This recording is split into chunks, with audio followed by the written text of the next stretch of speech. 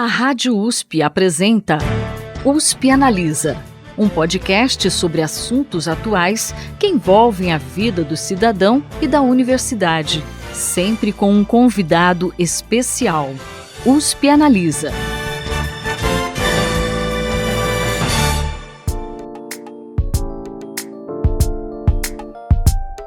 Pela primeira vez em sua história, a USP terá uma pró-reitoria específica para tratar de questões sobre inclusão e pertencimento. Mas qual a importância dessa iniciativa e que impactos ela terá nos diversos âmbitos da universidade? Para falar sobre isso, o USP Analisa conversa com a pró-reitora de Inclusão e Pertencimento da USP, Ana Lúcia Duarte Lana. Seja muito bem-vinda, professora. Muito obrigada, Thaís, pelo convite, pela possibilidade da gente conversar um pouco sobre essa iniciativa aí da universidade. É um prazer receber a senhora aqui, professora. Bom, a USP já tinha programas e ações voltados à inclusão e à diversidade. Quais serão as diretrizes da nova pró-reitoria e como elas dialogam com os programas que já vinham sendo desenvolvidos? Então, eu acho que essa é uma questão fundamental. Quando o professor Carlotti e a professora Maria Arminda propuseram a criação dessa nova pró-reitoria, foi exatamente um reconhecimento de que haviam muitas ações relacionadas ao tema, mas elas eram dispersas, não conectadas, muitas em formatos que institucionalmente não garantiam uma certa continuidade e, evidentemente, com uma dificuldade de diálogo entre elas e, portanto, de um reconhecimento da enorme importância que a Universidade de São Paulo dava a esses temas. Então, a primeira diretriz ou o primeiro desafio da pró-reitoria, no processo de criação da pró-reitoria, foi exatamente a unificação dos diversos, mais de uma dezena de ações, programas, instituições que existiam na universidade que tratavam do tema. Acho que a mais conhecida ou a mais significativa, que tinha uma escala maior de abrangência, era a Superintendência de Assistência Social, que era diretamente ligada ao gabinete do reitor e que cuidava da questão da alimentação, da moradia e das creches no âmbito da universidade, de formas diferenciadas em todos os campos, mas que cuidava disso. A gente tinha outras iniciativas importantes, como o Escritório USP Mulheres, nós tínhamos Comissão de Direitos Humanos, tínhamos programas relacionados à questão da saúde mental, mas dispersos em diversas pró-reitorias, subordinadas ao reitor. Então, a ideia foi, vamos reunir. Nesse desafio, então, de reunir esses programas que tinham as suas histórias, culturas, estratégias próprias, a gente também deu alguns passos além dessas iniciativas que já eram muito expressivas. Eu acho que, de uma maneira significativa, foi o entendimento de que as políticas de inclusão e pertencimento dizem respeito a alunos, servidores técnico-administrativos e docentes. Portanto, nós não estamos falando de uma pró-reitoria de ações afirmativas, como as que existem de uma forma importante e fundamental em diversas universidades do Brasil e do mundo, decorrentes de políticas de ações afirmativas, a mais conhecida delas, as políticas de cotas. A pró-reitoria vai além disso, pelo menos nos seus objetivos. Então, a gente tem tanto uma diretriz de inclusão, ou seja, como qualificarmos, ampliarmos e reconhecermos mesmo um movimento da sociedade que vai colocando novos temas e novos entendimentos sobre o que sejam as políticas de inclusão ou devam ser, as respostas que a universidade dá a essas políticas, viabilizando que elas sejam implementadas da melhor maneira possível. Mas, além disso, a gente tem um outro desafio tão grande quanto a inclusão, que é fazer com que todos nós, alunos, professores e servidores, e isso não é evidente para nenhum de nós, que nós reconheçamos que a gente faz parte dessa instituição e que as nossas práticas, os nossos desafios, os nossos fazeres dentro da USP, são eles que constituem e conformam a universidade. Ou seja, não é que eu entro numa instituição por uma política de inclusão e vou ter que me adaptar a essa instituição. Não, o movimento é mais complicado. Eu tenho que me adaptar a essa instituição, porque ela existe, com as suas regras, com seus parâmetros, com seus desafios, mas eu também transformarei essa instituição. O pertencimento é essa relação dupla de reconhecimento de que eu faço parte de algum lugar, mas que eu transformo esse lugar a partir da minha existência. Isso, então, configurou um novo desafio, além daquele de reconhecer, ampliar, unificar, dar outras dimensões para a pró-reitoria.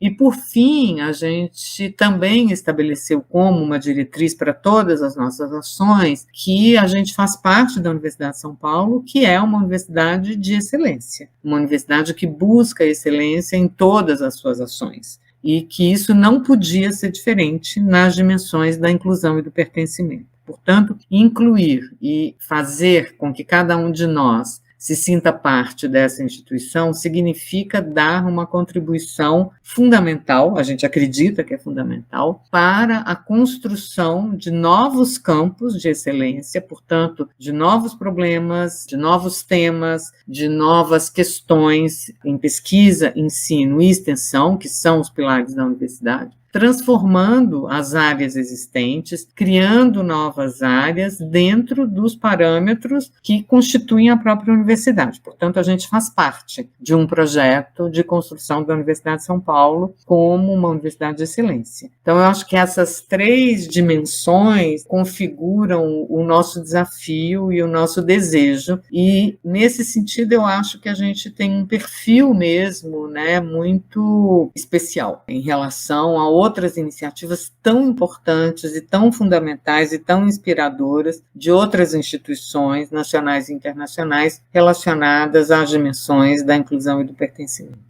Bacana, professora. Só aproveitando um pouquinho esse gancho, a gente tem outras universidades, como a Federal da Bahia e a Federal do Rio de Janeiro, que têm uma certa preocupação com os sistemas de inclusão e diversidade. Lógico, de uma forma diferente do que a gente está vendo aqui na USP. Eu queria que a senhora analisasse esse movimento e qual o impacto dele na sociedade como um todo. O impacto disso na sociedade eu acho que é muito grande. Quer dizer, acho que a adoção da lei de cotas, né, que está fazendo 10 anos agora, ela é um marco fundamental, que deve ser comemorado e cujos resultados são espetaculares, a gente já sabe disso hoje, e, portanto, é uma política pública muito bem sucedida e que ainda tem que ser mantida, porque as questões e os desafios que a originaram não estão resolvidos, infelizmente, na nossa sociedade, mas ela tem se mostrado um instrumento fundamental. A gente tinha, né, no Brasil como um todo, na USP também, políticas que buscavam de diferentes maneiras enfrentar essas questões das desigualdades em relação às populações pretas, pardas e indígenas, mas evidentemente a lei de cotas faz isso de uma maneira espetacular. É uma transformação radical que tem que ser reconhecida. E a universidade aderiu a essa perspectiva há 5 anos atrás, a Universidade de São Paulo, né? E hoje a gente tem 50% dos nossos alunos vindos das escolas públicas, porque o primeiro critério de inclusão da universidade é o critério socioeconômico, e dentro desse grupo a gente tem, então, um percentual que dialoga com o percentual da população do estado, de pretos, pardos e indígenas, e estamos procurando aperfeiçoar essas formas de ingresso, permanência, ampliação mesmo da presença dessa população, esse imenso e necessário contingente social para a transformação da universidade. Mas com isso, eu acho que a gente transforma o mundo, né? Quer dizer, quando a gente sabe que hoje nós temos aqui na universidade uma quantidade de alunos que eles são os primeiros das suas famílias a terem acesso ao ensino superior. Isso é uma diferença absurda, porque a gente sabe que as remunerações ou as possibilidades de melhoria das condições de vida,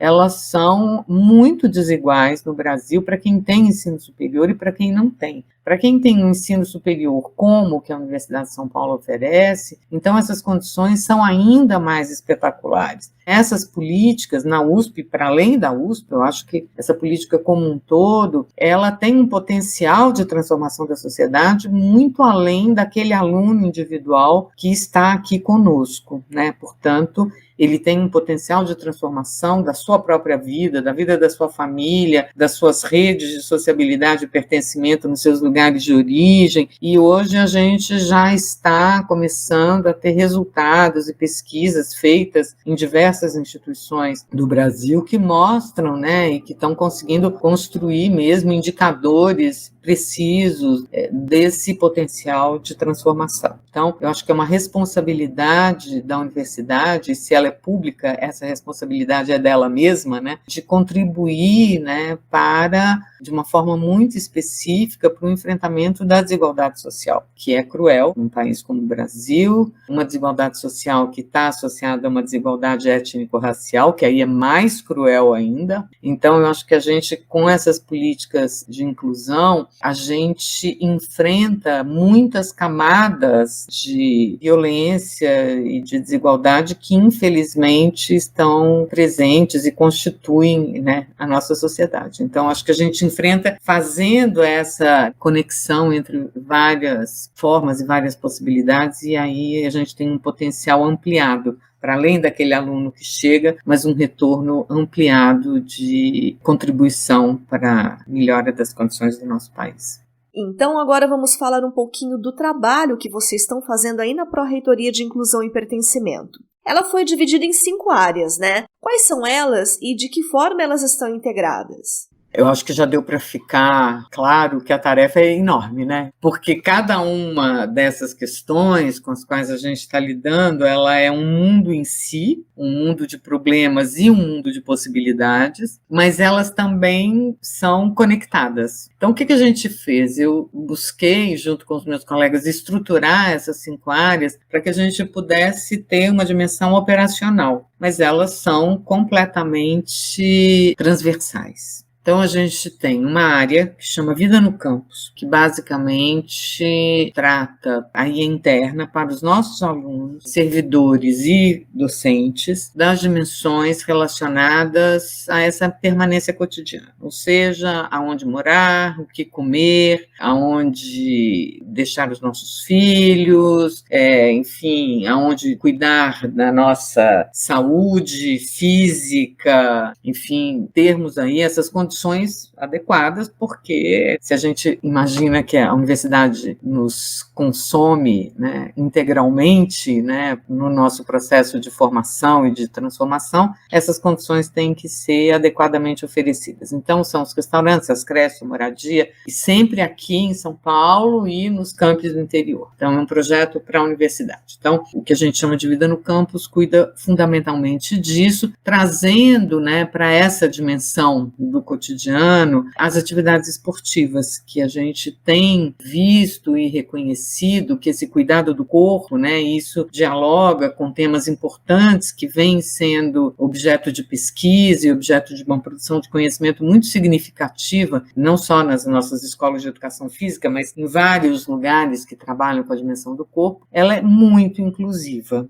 Ela realmente, a prática esportiva, né, as atividades esportivas, não só as competitivas, elas colocam, né, essas diferenças que hoje compõem a universidade em um contato que flui de uma maneira muito intensa, em dinâmicas de convivialidade diversas daquelas da sala de aula, dos laboratórios de pesquisa, e o cuidado do corpo e da saúde global. Enfim, a gente trouxe, então, o esporte como algo fundamental também para as nossas práticas cotidianas. Depois a gente tem uma área de saúde mental que procura fazer essa articulação dificílima da saúde mental, que é uma dimensão comum e coletiva de sofrimento, um sofrimento que decorre das nossas condições socioeconômicas, e uma dimensão individual, né, do meu sofrimento psíquico, da minha necessidade de apoio, e isso uma demanda crescente, exponencial, aonde esses 2 anos de pandemia, onde nós todos lidamos com a morte de uma maneira avassaladora, uma suspensão de cotidiano, a gente vê, não só na USP, mas no mundo todo, um retorno pautado pela doença. Então, isso é algo que nos preocupa, que preocupa a direção da universidade, e a nossa área de saúde mental está procurando, então, trabalhar nessa dupla dimensão do sofrimento psíquico como um sofrimento coletivo e, na sua dimensão individual, procurando construir articulações com o SUS, com o Sistema Único de Saúde e as suas perspectivas de atuação, e também com as diversas iniciativas fragmentadas que existem na universidade, tentando construir redes mesmo de acolhimento, de reconhecimento, conectando essas iniciativas que não são suficientes, mas são potentes e podem ser potencializadas. A gente tem a área de gênero, relações étnico-raciais e diversidades, então, que traz para nós os desafios das políticas interseccionais ligadas, né, à questão da sexualidade, à questão das deficiências ou das restrições, não só de mobilidade, mas, enfim, a síndrome de espectro autista, a questão de Libras, enfim, um campo enorme que também é um campo de inclusão, porque à medida que a gente vai promovendo ações de inclusão, essas pessoas também conseguem legitimamente ter acesso à universidade e reivindicar que o seu processo de formação reconheça as suas necessidades, que elas parem de ser vistas como impeditivas ou como doenças e sejam reconhecidas como diferenças, para as quais a gente tem que ter um olhar, tem que ter um cuidado. E a questão das mulheres, que é uma questão, enfim, infelizmente não resolvida, né? Haja visto as nossas notícias cotidianas, para fora da universidade, momentaneamente. Então, a gente tem essa área que trata de todos esses desafios. Temos uma área de direitos humanos e reparação e memória, enfrenta essas questões para dentro e para fora da universidade, e uma outra de formação e vida profissional, que está aqui para nos ajudar a pensar a construção de métricas, indicadores, propostas e projetos relacionados a, basicamente, o pertencimento, ou seja, como eu posso criar instrumentos de leitura, entendimento, análise e propositura que possam acompanhar os nossos alunos, servidores e docentes na sua trajetória dentro da Universidade de São Paulo. Então, essas são as nossas 5 áreas e os nossos programas, as nossas propostas, as coisas que a gente está aí tentando começar a implementar, porque a gente foi criado em maio, né? Então, a gente é bem novinho ainda, né? Elas articulam, né? Elas são bastante transversais em relação a essas 5 grandes entradas. E pensando nessas 5 áreas, professora, quais serão as principais ações de cada uma delas? Existem pontos mais sensíveis e urgentes que vocês identificam? Todos não vale, né?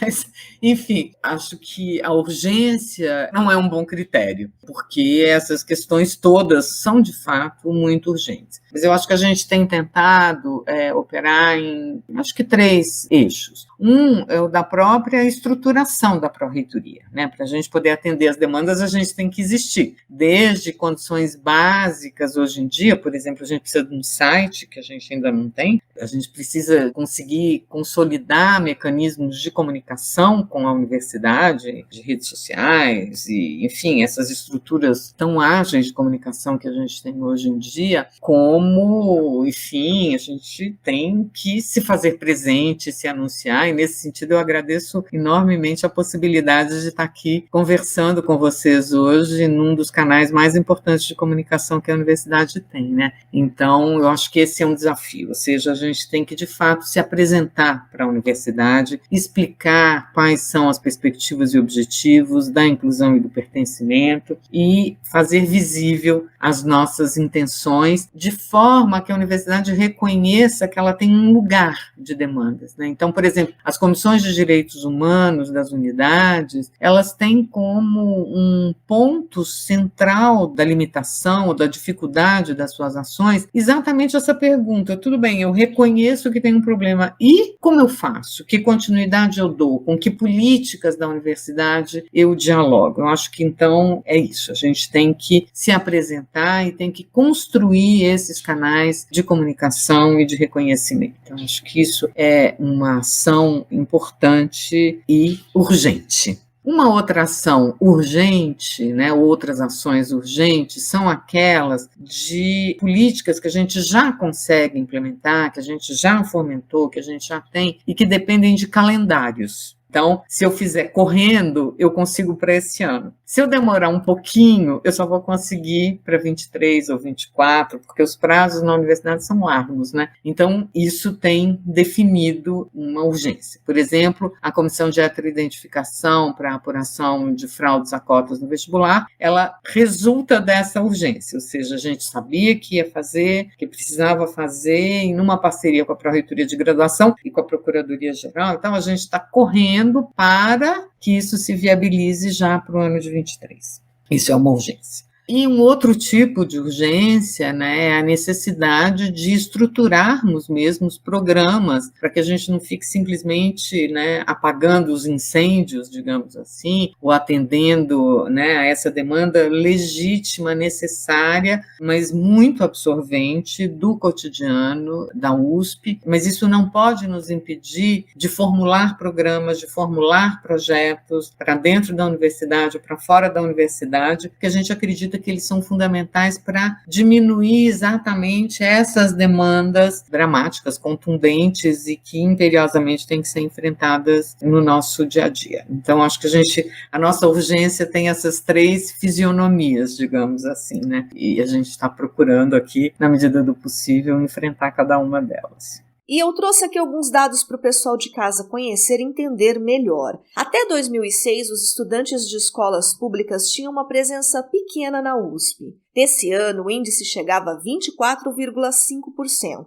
Foi quando criou-se a primeira política para estimular o ingresso desses estudantes, o Inclusp, um bônus na pontuação do vestibular. Em 2017, essa política foi intensificada e passou-se a adotar o modelo de cotas para o acesso à graduação. Em 2021, a USP registrou o índice de 51,7% de alunos matriculados oriundos de escolas públicas em seus cursos de graduação e, dentre eles, 44,1% autodeclarados pretos, pardos e indígenas. Na sua avaliação, professora, o que mudou na universidade com essa guinada no perfil dos alunos, pensando não apenas em questões sociais e de convivência, mas no próprio ensino? Mudou, não, está mudando, e eu espero que mude muito mais daqui para frente do que até agora, digamos assim. Primeiro, a existência desses alunos, ela coloca para cada um de nós, docentes, né, e servidores que estamos aqui de uma maneira mais permanente, digamos assim, desafios, né, desafios de conteúdos das nossas disciplinas, desafios de problemas de pesquisa, desafios de atividades de extensão. Então, a presença fundamental dessas pessoas coloca cotidianamente um conjunto de perguntas para as quais necessariamente não só nós não temos respostas, como talvez a gente nunca tenha formulado essas questões. Eu sou historiadora, mas eu sou professora da Faculdade de Arquitetura e Urbanismo. A gente vê a mudança da chegada desses nossos alunos quando, por exemplo, eles têm parâmetros de expectativa e de desejo de atuação profissional muito diversos do que existia na universidade até aquele momento. Eles querem ser arquitetos e urbanistas por outras razões que estão relacionadas a um cotidiano experimentado e que eles não querem repetir, mas com o qual eles querem alterar. E isso muda desde a dimensão do entendimento do que é, por exemplo, um projeto de habitação, até um entendimento do que são as prioridades da cidade. E essas questões têm que ser colocadas nos nossos cursos. Não é simplesmente uma reforma curricular. É dentro do conteúdo com o qual nós trabalhamos, a gente tem que trazer outros temas, outros autores, outras experiências, outras questões. As dimensões históricas têm que ser oferecidas a partir de outros problemas e de outras perguntas. Então, essa eu acho uma mudança espetacular. Ou seja, eu não preciso de ficar fazendo reforma de currículo, mas o meu currículo tem que ser transformado a partir dessas perguntas que eu tenho que reconhecer como legítimas. E elas afetam a todos nós. Então, acho que isso é sensacional. Ou seja, a ideia do que é um conhecimento abrangente ou universal que deva ser produzido pela universidade, ele se transforma e ele tem que incorporar novas dimensões, porque senão ele não vai fazer sentido. E isso vale para as atividades de pesquisa e para as atividades de extensão. Então, são outros grupos, são outros problemas, são outros desafios que a universidade tem que responder. E em algumas áreas responde em um determinado ritmo, em outras com outro. As resistências ou as dificuldades mesmo de entendimento são maiores ou menores, mas é evidente que isso afeta toda a produção do conhecimento dentro da universidade. Eu acredito nisso e por isso acho que sou tão, enfim, defensora de todas essas políticas de transformação da vida universitária. Como a senhora mencionou em uma das perguntas anteriores, a lei de cotas está completando 10 anos agora em 2022. E um projeto de lei que está em tramitação no Congresso Nacional pretende fazer uma revisão dela. O PL 3422 de 2021 deve abordar, além do acesso à universidade, a questão da permanência estudantil. O relator já afirmou que pretende incluir nele um incentivo financeiro ao universitário por meio da Bolsa Permanência. A Pró-Reitoria tem acompanhado essa discussão? Eu sei que a Pró-Reitoria é nova, mas enfim, vocês estão acompanhando? E que impactos a aprovação desse PL deve trazer à política de inclusão e permanência da universidade? A gente tem acompanhado como discussão. Os impactos, enfim, eles serão muito variáveis dependendo do formato que a lei, ao fim e ao cabo, assuma, porque as leis, elas têm essa característica. A gente acha que elas vão fazer uma coisa e elas fazem outra, né? De qualquer maneira, a USP tem uma política importante de permanência estudantil, que agora está sob a responsabilidade da Pró-Reitoria e sobre a qual a gente está fazendo aí um estudo e uma reflexão muito grande. Nesse ano, a universidade ofereceu, do ponto de vista de auxílios, não do ponto de vista de bolsas, né? Então, auxílios para moradia, para transporte, para alimentação, para livro. Ela ofereceu auxílios na ordem de quase 23 mil auxílios. É bastante. Todos os alunos que entram e são classificados num nível de precariedade, os alunos que fazem a sua demanda para o serviço social da universidade, eles são classificados em 3 grupos, e todos os alunos que são classificados no primeiro grupo, que é um nível de maior precariedade socioeconômica, eles foram contemplados com algum tipo de benefício esse ano. Já vem sendo em anos anteriores, e isso foi reiterado esse ano num aumento expressivo de demanda, porque a gente chega em 50% de alunos, a gente amplia essas coisas, e, portanto,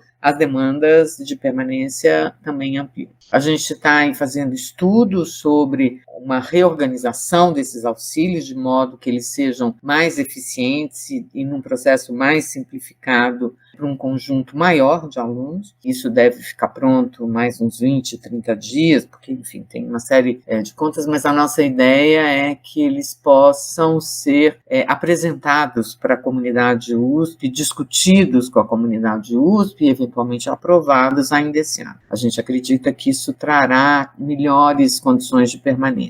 Além dos auxílios, a universidade tem programas de bolsa mesmo, né, que não são responsabilidade da PRIP, mas muito expressivos. Esse ano serão quase 6 mil bolsas no Programa Unificado de Bolsas, na área de ensino, pesquisa e extensão, o que é, talvez, o maior programa, maior do que o dos órgãos federais hoje em dia, ou na mesma escala para uma universidade. Então, a USP tem uma preocupação muito grande, né, com essas permanências. Além disso, a gente, enquanto Pró-Reitoria, está fazendo parte do escritório de parcerias, que tem agora como uma diretriz importante, num formato que acabou de ser desenhado, a busca de parcerias com empresas, com instituições, exatamente em programas de apoio e de permanência. Há pouco tempo atrás, os jornais noticiaram um programa muito bem sucedido entre a Universidade de São Paulo e o Itaú, exatamente um programa que permitiu um acompanhamento dos alunos cotistas e mostrou que os alunos cotistas, enfim, entram com uma defasagem muito grande e muito rapidamente eles se equiparam aos nossos alunos. Então, a cota é uma diferença de ingresso, mas ela não é uma diferença que se mantenha no processo de formação. Então, a gente tem hoje esse escritório, do qual a Pró-Reitoria está integrada nessas ações, onde nós estamos buscando parceiros externos à universidade que queiram, por diversos modelos, colaborar com esses projetos de permanência e com esses projetos de qualificação dos processos de ensino e aprendizagem que a universidade está propondo. Então, acho que isso também é uma iniciativa importante de reformular a partir dos recursos próprios, mas ampliar e significar melhor, né, essas parcerias, que eu acho que são muito importantes para que a gente possa atender mesmo um número cada vez maior dos nossos alunos e nessa sua trajetória de inserção. No ano passado, 3 casos de suicídio de estudantes da USP acenderam um alerta para a saúde mental na universidade. A gente sabe que a pandemia e a própria situação socioeconômica das famílias têm uma grande contribuição para quadros de depressão, mas também há questões mais estruturais que impactam nesses quadros, como a cobrança intensa por bons resultados e produtividade sobre os alunos não só da graduação, mas também da pós-graduação. Como a Pró-Reitoria pretende lidar com essa pressão sobre os estudantes? Difícil, né, e delicado esse assunto, muito delicado, porque ele envolve muitas dimensões. Ele envolve uma dimensão onde o próprio estudante estabelece sobre si cobranças intensas, os programas fazem isso, as instâncias de aferição e ranqueamento também fazem. Mesmo nós, quando não queremos fazer, a gente acaba fazendo. Portanto, a gente vive, né, numa universidade ou numa sociedade que produz adoecimento. Ela é competitiva, ela é extremamente competitiva, ela é individualista. Isso que a gente chama de mundo neoliberal não é uma categoria abstrata, ela é muito concreta. Cada um de nós é um empreendedor de si mesmo e a gente sabe o ônus e o bônus dessas escolhas, que não são escolhas, são um entendimento do mundo. Então, é muito difícil. E junto com isso, a gente tem que cuidar desse problema, mas também respeitar a autonomia do aluno, a autonomia do professor, a autonomia dos programas, a autonomia dos cursos, das unidades. Então, é uma equação muito complicada. Até agora, o que a gente está conseguindo fazer, e o professor Ricardo Teixeira é o responsável por essa área na Pró-Reitoria, talvez aqui como sugestão de pauta valha depois um programa com ele, eu acho que seria muito bacana, ele, enfim, pode falar disso tudo com muito mais detalhes e pertinência do que eu mesma. A gente está reformulando, né, aqui para o campus do Butantã, um programa que a gente tinha, e agora ele chama ECOS,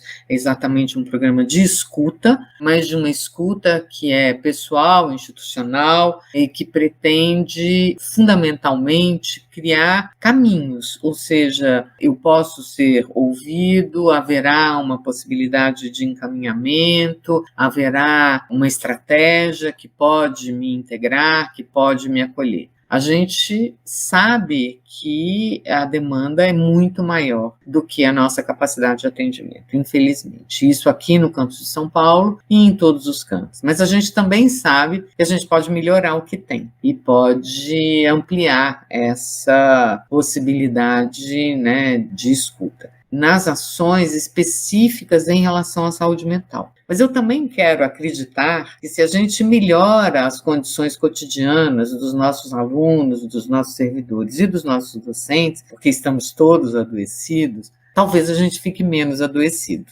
né? E talvez a demanda e a pressão pelo serviço específico de saúde mental possa ser minimizada. Eu acredito que as ações específicas são, enfim, 9 tipos de ações diferentes que o Ricardo já desenhou no plano de ação dele para um ano e são muito interessantes. Elas, se articuladas com outras ações, né, onde o aluno se sinta parte reconhecida, o funcionário idem e o docente idem, com condições mais tranquilas para a realização do seu cotidiano na universidade, a gente possa também minimizar essas demandas que são imensas e muito preocupantes. Aqui e no mundo, né? Quer dizer, se a gente vê qualquer coisa, esse é um tema urgente. A humanidade está realmente adoecida, eu diria. E para a gente finalizar, a senhora já reforçou em algumas perguntas, né? Além dos estudantes, a Pró-Reitoria também vai estender suas ações aos docentes e aos funcionários da universidade. Um dos dados que chama a atenção quando se fala em diversidade é que, embora a USP tenha 44,1% dos estudantes autodeclarados pretos, pardos ou indígena, segundo dados de 2021 que já citamos anteriormente, apenas cerca de 3% dos docentes se encaixam nesse perfil. Como a Pró-Reitoria analisa esses dados e que ações vocês pretendem colocar em prática para tentar equalizar esse cenário? Então, eu acho que tem algumas ações que a gente está colocando em andamento e que eu queria, de alguma maneira, antecipar aqui, sabendo que qualquer um dos nossos temas é um processo e demanda ações no plural, conjuntas e articuladas. Não tem, né, um passo de mágica. Então, a primeira coisa, eu acho que a gente está fazendo um questionário que vai ser divulgado para a universidade como um todo, exatamente para que nós tenhamos informações sobre os nossos alunos, servidores e docentes relacionados à experiência universitária deles, né? Então, como eles se sentem, aonde é mais difícil, onde eles se sentem, enfim, reconhecidos positivamente, onde eles se sentem agredidos, abusados, desrespeitados, experiências experimentadas, ouvidas, narradas, enfim, um questionário bastante interessante que a gente está aí com uma expectativa, a gente vem trabalhando nele há alguns meses, que a gente tem uma adesão de respostas que serão fundamentais na definição das nossas estratégias, porque às vezes a gente acha que a estratégia é um caminho, ela pode ir para outro e tal. Então, esse questionário, ele é muito importante porque a gente avalia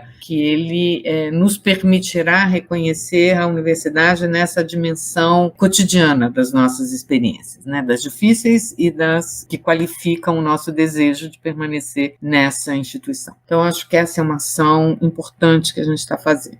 Em relação à presença ou à ausência da população preta, parda e indígena na universidade, a gente está fazendo algumas ações ainda pontuais, porque é um tema difícil, são normativas, né, que dizem respeito à dimensão do serviço público, a normativas gerais da universidade, mas a gente está finalizando agora uma cartilha que deve ser divulgada para todas as unidades, levando esses dados, trazendo informações, sugerindo procedimentos, recomendando práticas que possam eventualmente ampliar a presença de docentes, porque serão muitos os concursos docentes em andamento nessas dimensões, né, da exclusão relacionadas a gênero, sexualidade e raça. Então, nós vamos sugerir alguns procedimentos que é o que é possível ser feito. Nesse momento, não se tratam de ações normativas, mas se trata de dizer para cada uma das unidades, olha, este é um problema. Quem sabe você pode prestar atenção nele e, na medida do possível, considerá-lo nas suas decisões, que são autônomas, que são inquestionáveis, né? Enfim, é da liberalidade de cada campo, de cada área do conhecimento, mas eu acho que a gente pode chamar a atenção para isso. E acho que isso já é muito importante, né? Tudo que a gente não fala, a gente não consegue também intervir, pensar e resolver.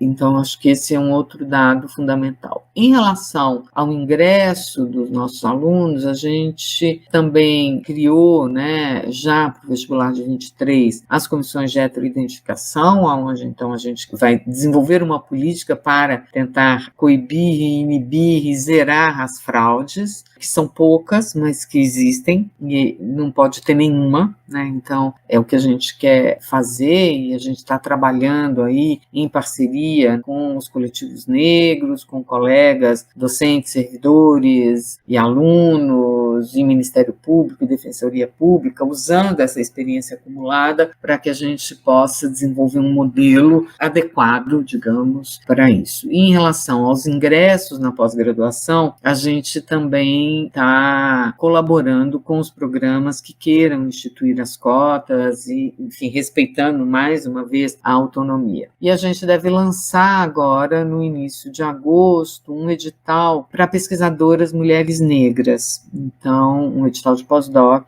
para sinalizar que há uma política de qualificação de profissionais considerando essas dimensões interseccionais. E a gente acha que esse conjunto de ações que individualmente elas têm um potencial restrito, digamos assim, mas de uma maneira articulada, elas têm um potencial de, pelo menos, acelerar os processos de transformação. Espero que a gente consiga mais do que isso, mas nesse momento da nossa urgência, evidência são as políticas que a gente já conseguiu implementar aí nos nossos 2 meses de vida, digamos assim.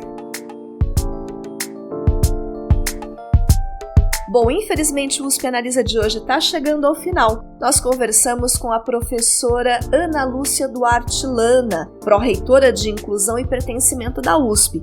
Falamos sobre essa nova pró-reitoria que vai tratar desses temas tão importantes não só para a nossa universidade, mas para a sociedade como um todo. Professora, muito obrigada pela sua participação conosco aqui. Obrigada, Thais, pelo convite. Espero que a gente possa conversar muitas outras vezes. O USP Analisa termina por aqui, mas a gente volta no próximo programa com mais um tema bem interessante para ser debatido. Até lá! Você ouviu USP Analisa, um podcast da Rádio USP Ribeirão em parceria com o IEA, Instituto de Estudos Avançados, Polo Ribeirão Preto.